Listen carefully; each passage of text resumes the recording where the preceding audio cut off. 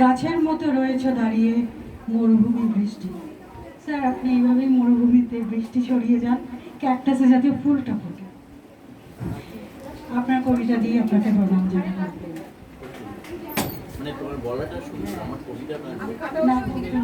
আপনি সৌমিত্র চট্টোপাধ্যায়কে স্মরণ করে কবিতাটা লিখেছিলেন, আর আমি আজকে পরিবেশন করছি মৃত্যু এবং আধ্যাত্মিক রবীন্দ্রনাথ কিছু অংশ। আমার একটা স্ক্রিপ্ট আছে, তার কিছু অংশ। জীবন নিয়ে সমস্ত অভিজ্ঞতা উপলব্ধি যেমন তার কবিতা, গান, প্রবন্ধকে উচ্চমাত্রা প্রদান করেছিল, তেমনি মৃত্যু ভয়কে জয় করে লিখেছিলেন মৃত্যুঞ্জয়। তার আধ্যাত্মিক চেতনা পরিবারের একের পর এক সদস্যের মৃত্যুকে সহজে গ্রহণ করতে সাহায্য করেছিল। তিনি বলেছিলেন, মৃত্যু মানে আলো নেভানো নয়, এটি কেবল প্রদীপ জ্বালিয়ে দেওয়া, কারণ ভোর হয়েছে। আমি মনে করি মৃত্যু হচ্ছে জীবনের সবচেয়ে অসাধারণ উদ্ভাবন। অবিশ্বাস্য জীবনবোধ তৈরি হয়েছিল তার মৃত্যুকে ঘিরে।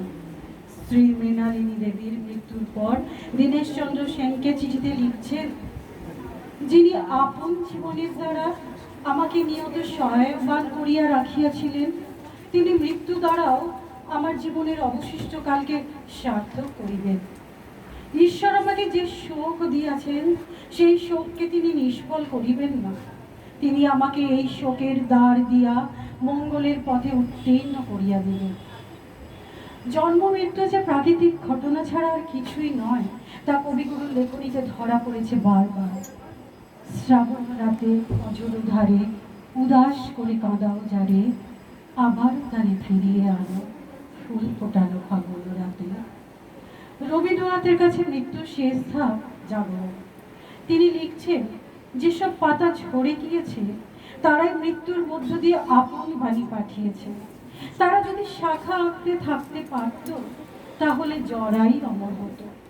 আমি মৃত্যুকালে যে কথাটি বলিব মনে করিয়াছিলাম, আজ তাহা বলিতে ইচ্ছা করিতেছে। আজ মনে হইতেছে, তুমি আমাকে যত শাস্তি দাও না কেন, আমি তা বহন করিতে পারিব।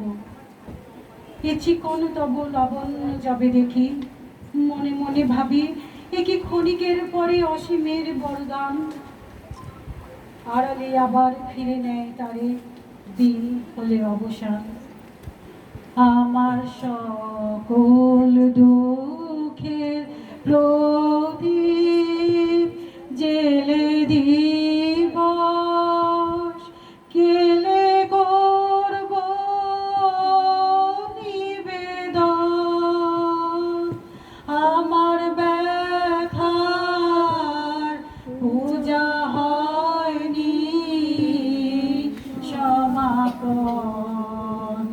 আমার সকল দুঃখের প্রদীপ জেলে দিবস গেলে করব